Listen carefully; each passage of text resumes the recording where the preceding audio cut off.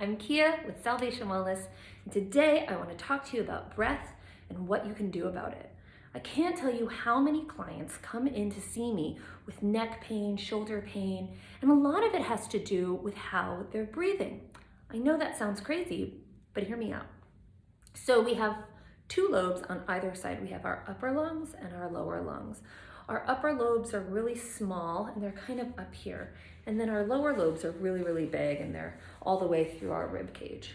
Now, when we're sitting, we only use a small amount of our lower lobe, and we really have to rely on the upper lobes of our lungs. And one of the reasons for that is because the way that we control our breathing when we're breathing correctly is with our diaphragm. But when we sit, we collapse our diaphragm down and it can't act like the baffles it needs to. And so one of the things when you're feeling tension or a little short of breath, or even if you're just feeling tired or you're having some pain through your shoulders, this is an amazing exercise to do on a regular basis. So let's get started. You don't need anything to do this, just follow along. So I want you to think about two balloons, one under your chest and one kind of right underneath your rib cage. I want you to take both of your hands and place them there. I like to use my left hand for up here and my right hand for my belly.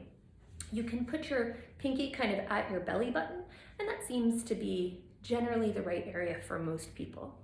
So now you have two balloons, one here, one here. They're kind of underneath your hands. And the goal would be to take an inhale and inflate the balloon by your belly without moving the balloon by your rib cage. So we're going to take an inhale, we're going to inflate the balloon, and then on the exhale, we're going to actively deflate that balloon underneath our hands. So let's try it. Inhale, exhale. How did you do? So a lot of times people kind of want to get this involved, and even if that means you shorten your breath just to start, it's something that's totally okay. So it might look like this. Do it a few times, and if it's uncomfortable for you, just keep it there. I'm going to do it with you a few times now, and sometimes I find that if you're having a hard time wrapping your mind around inflating your belly to breathe, it's good to tap it or just kind of move your fingers. So I'm gonna do it from the side now. Well, I'll do it from this side.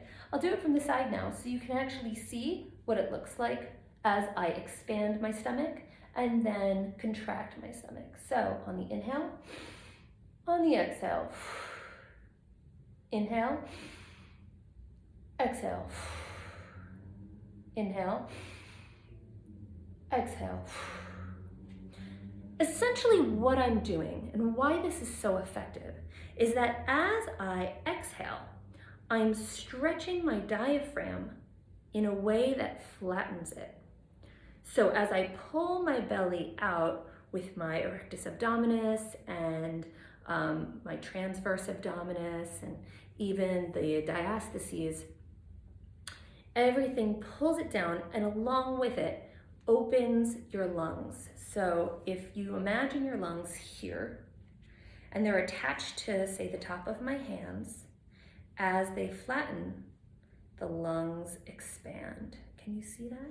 If they were kind of attached here, they'd have to open to stay. And then as I exhale, the diaphragm comes back up and the lungs close, which means you expel air naturally. Give it a try. Tell me what you think. It takes a really long time for a lot of us to relearn this breathing technique, but if you can and if you do, your body will be more oxygenated, you'll feel better, you'll have less pain, and you'll have less stress. So give it a try. Thanks so much. Oh, and if you have any questions, ask me.